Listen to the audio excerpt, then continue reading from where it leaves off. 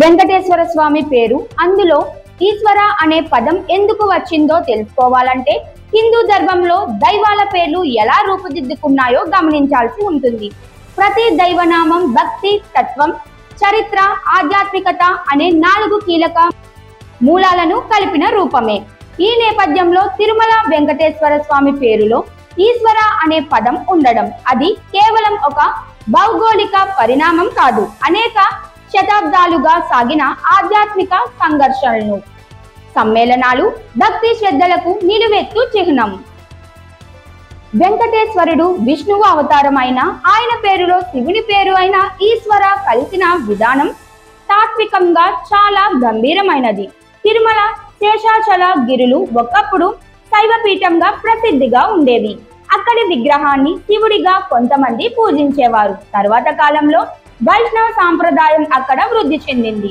శైవ వైష్ణవ మతాల మధ్య అణిచివేతలు, అధికారం కోసం పోరాటాలు జరిగినప్పుడు విభేదాలకు ముగింపు పలికే విధంగా వెంకటేశ్వర స్వామిని రూపాన్ని హరిహర సమ్మేళనంగా స్వీకరించారు. ఈ సమ్మేళనంలో ఈశ్వర అనే పదం శివునికి, హరి అనే పదం విష్ణువుకి సంకేతంగా మారింది.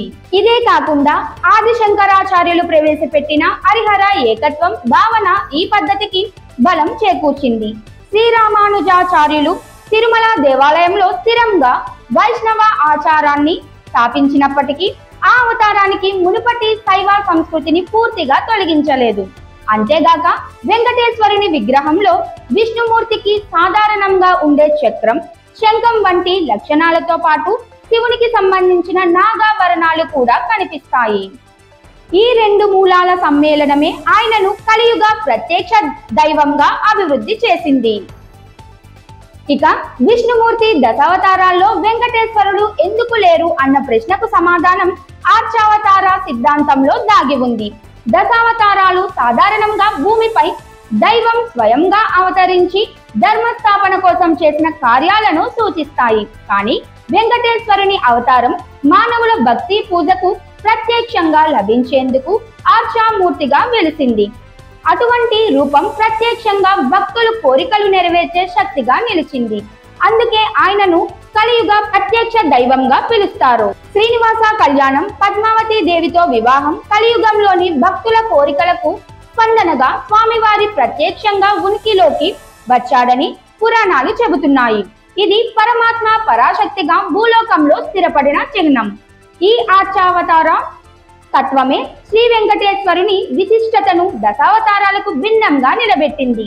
ఈ విధంగా శైవ వైష్ణవ సాంప్రదాయాల మధ్య సాగిన వివాదాల అనంతరం కలిగిన ఐక్యతకు, భక్తుల భిన్న ఆధ్యాత్మిక భావనలకు వేదికగా వెంకటేశ్వర స్వామి నిలిచారు. ఈ ఐక్యతే తిరుమల దేవాలయాన్ని ప్రపంచ భక్తుల కేంద్రంగా మారేలా చేసింది.